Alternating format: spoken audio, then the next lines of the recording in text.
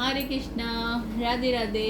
Welcome back to your channel. तो कल जब हम रात को जो लाइव 9:30 बजे आते हैं, तो कल एकादशी की वजह से हमने 12 बजे तक लाइव रहा, क्योंकि जो था कल रात को जागने का बहुत महात्म था। तो हमने सत्संग किया।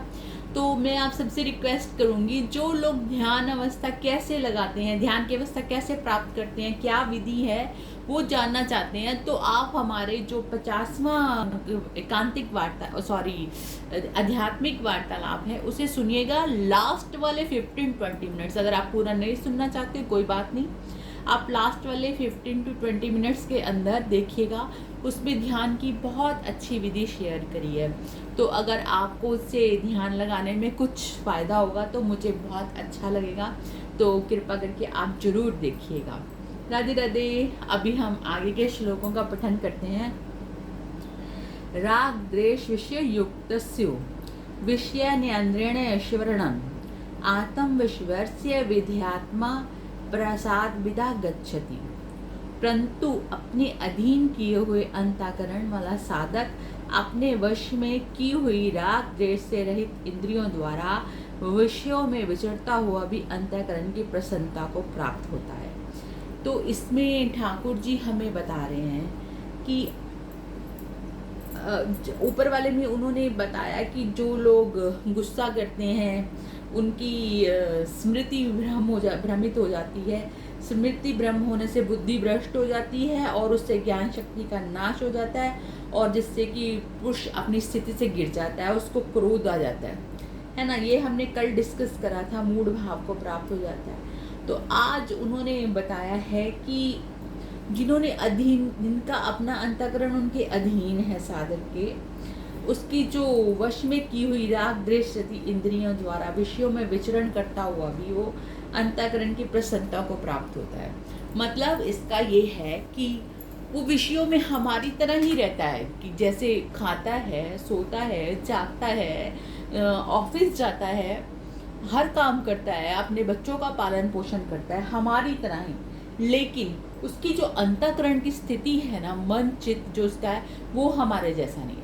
हम अशक्ति युक्त हैं, हमें सबसे राग द्वेष हो जाता है। कोई हमें बहुत प्यारा लग रहा है तो किसी से हमें बहुत गुस्सा है, किसी पे हमें क्रोध है तो किसी के साथ बहुत स्नेह है।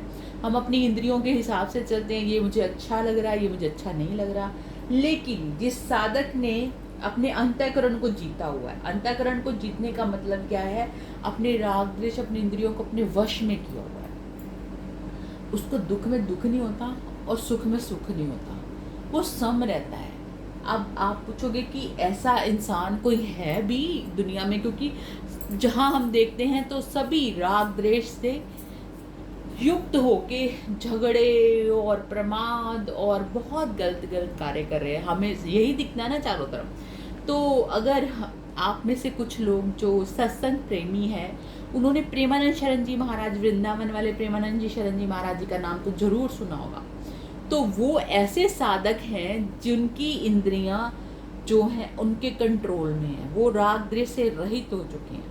अब आप पूछोगे कि मुझे कैसे पता है जी वो राग द्वेष से रहित हो चुके हैं, तो आप उनका बिहेवियर देखिए। पहले तो उन्होंने अपने आप को छुपाया हुआ था, किसी के सामने नहीं आया, अब वो सबके सामने आए हैं।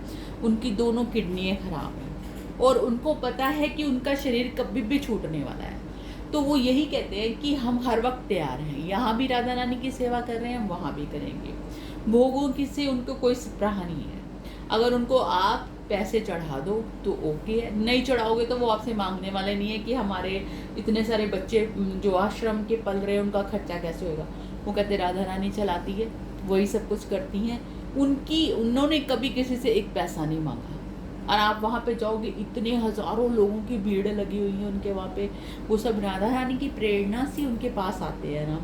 तो ऐसे उनका अंतःकरण इतना शुद्ध हो गया है कि वो इतने परेशान होने के बाद भी प्रसन्न रहते हैं। जैसे कि इसमें बताया है कि राग द्वेष से रहित इंद्रियों विषयों में विचरता हुआ भी जो शुद्ध अंतःकरण वाला है वो प्रसन्नता को प्राप्त होता है।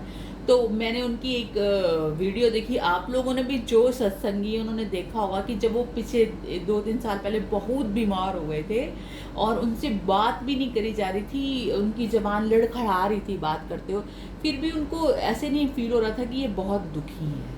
तो ऐसे साधक जो होते हैं ना, वो अपने इंद्रियों को वश में करके चलते हैं। ये एक एग्जाम्पल हमारे लिए ठाकुर जी ने सेट की है। तो आज तो एक ही श्लोक होगा, काफ़ी हो गया, तो टाइम ज़्यादा हो गया, फिर हम 9:30 बजे मिलते हैं और बाकी के हम कल करेंगे। राधे राधे जी।